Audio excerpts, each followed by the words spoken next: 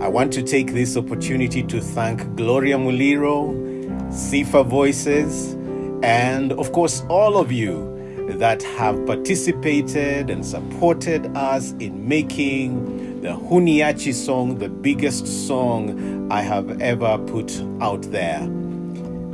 Today, I am celebrating by God's grace Huniachi making it to 10 million views. Yes, you heard it right. 10 million views. Glory be to God Almighty. And thank you.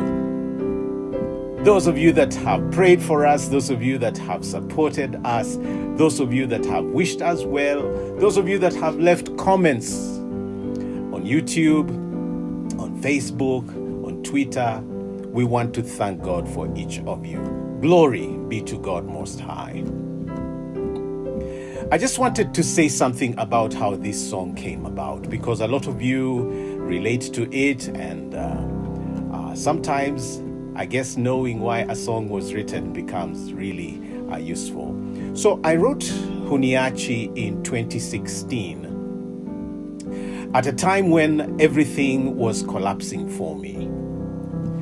There's so many things that have collapsed in my life, and it seemed like I was going down, but God did not allow me to go down, and I know some of you can relate to this. Maybe let me just share two incidents that happened before I wrote this song. I was part of a ministry that let me down. I had served and served with what I knew was faithfulness and devotion, and then it just happened that I was kicked out. That is maybe something some of you have never quite experienced. But when I remember that afternoon, when I saw, my instruments brought home, when I saw, my curtains close on my participation in that ministry because of slander and falsehood, you know what? It was like the end of the world in terms of ministry, having given so much to the success of that ministry. And you know what? God never abandoned me. I forgave and moved on. And then around the same time, because of slander and a lot of different discouraging things, I had to sadly shut down Fish FM, a station I had put together, for 6 years, and then we were on air for about 9 years, and we tried what we could to sustain it because we did not want to compromise the gospel. But when you say the truth and you preach the truth, people don't quite like it, and nobody wants to put money in the truth. I remember refusing money because people wanted me to advertise lies. And, I took a stand. I would not advertise alcohol. I would not advertise any substance or service that would be damaging to people. And that is costly. It's a costly position to take. Yeah, and we would give airtime to, men of God and, Christian ministers, and we would put them on air, and they would promise to pay, and they would never pay. And so we had to shut down because we could not sustain the station. And anyway, so the long and short was I had to reluctantly shut down Fish FM. And what is sad is that I don't remember any pastor, any bishop, any Christian leader, even those we were putting on air. We supported their ministries, but nobody came to say, Ruben, what happened? And for the first time, I thought, what? In fact, my pressure went up. The doctor said I had to literally just, take a bed rest and recoup, because otherwise I was going to go down. The point I'm trying to make is that in all this, God never left me. He never left me. And he kept assuring me that, yes, you may feel alone, but you're really not alone. I promised, I am Emmanuel, God with you. And I look back to my life and I realize that God has always been there through hard times, through bereavement, through being misunderstood. There was one time, actually, I remember when Benny Hinn came into the country, and I put out a document. It was like a 28-page document, basically saying, okay, go for his meetings, but be careful, because some of the things that he has taught are not true. They are not biblical. That was around the year 2000 when he was coming to Nairobi. Do you know that I became the enemy of the church because of putting out that 28-page letter? Now I look back, and of course none of those can come back and say we are sorry, because even Benny Hinn himself recently came out and said that what he was teaching was wrong. A lot of what he was teaching was wrong. And sometimes it has taking such stands, in defense of truth and in defense of what is right. And sometimes you just feel alone. I remember around the same time, I and my family were involved in a road accident in Kericho, right just next to Kaitui. We rolled like 9 times into the valley. And you know what Christians said?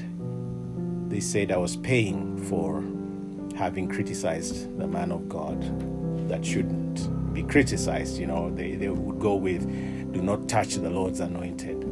So when actually Benny Hinn came out and said, you know what, I was wrong, and nobody should believe what I was teaching, I said, Lord, you have a way of vindicating.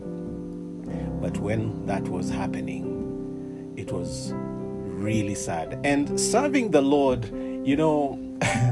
maybe most of you don't know, serving the Lord in Kenya has been very, very tough. Sometimes I've actually longed to move out of Kenya, but I have a calling here. But serving the Lord with all the rejection and all the, the imagination that you have, everything that you've got, since that time when the church stopped supporting me, a lot of people imagine that I've been doing well. No. But you know what? In the end, all I want is to hear, God say to me, welcome home, good and faithful servant. Yeah, you've been faithful in the small things. Welcome home. What a day that will be, to be told, welcome home, good and faithful servant. So I want to be faithful in the callings that he has given me. And sometimes it's not popular. And because of the calling I have, I just have to keep speaking. And so when I sing Huniachi, I guess the reason many people relate to the song is because a lot of you have been where I have been. And you know what? God doesn't change. He still says he'll never leave you nor forsake you. And I never knew that God would take a 2-chord song. The song is actually written in only 2 chords. Chord 1, that one, and chord 5. So, and 5. And some people think, it's too simplistic. Yes, that is how God works. But why did I write in only 2 chords? I really wanted to make a simple song that everyone can relate to, but also any instrumentalist can play. That's why I wrote it in 2 chords. There's only 2 times I've written, a song in 2 chords, if I remember. One is this one, and then, me love, the man from Galilee. It's just 1 and 5, yeah. But so, imagine God taking a 2-chord song, and deciding I'm going to use it to bless many lives. That's what he has done with Huniachi. And when I read the testimonies on YouTube, at Kigame Media TV on YouTube, when I read, the thousands of comments on this song,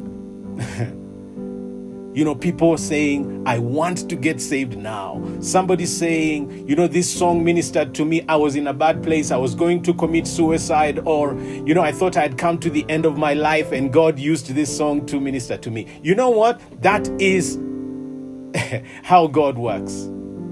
And I never knew that God would take a simple boy from Bunyore and, make him a minister to each and every one of you. So when I see 10 million views, I am totally humbled. I'm totally flawed because, I never dreamed. In fact, I was not even doing videos before. but I'm so grateful. He takes the weak things of this world to shame the strong, the foolish things of this world to shame the wise. And boy, am I not glad that God would be willing to choose me to be his servant, to minister to him through worship, and to bless you. So yes, he'll never leave you nor forsake you, because he is a friend who sticks closer than a brother. In Matthew chapter 28, verse 20, he says, "And lo, I am with you always to the end of the age." In Hebrews 13:5, he says, "I will never leave you nor forsake you." That is his word. He is Emmanuel, God with us, and he is with you through this pandemic, through your family issues, through your school issues, through your personal issues. You know what?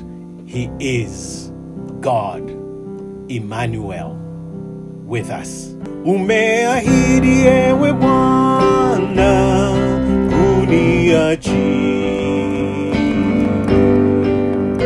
hadi mwisho wa dahari, ulisema huniachi.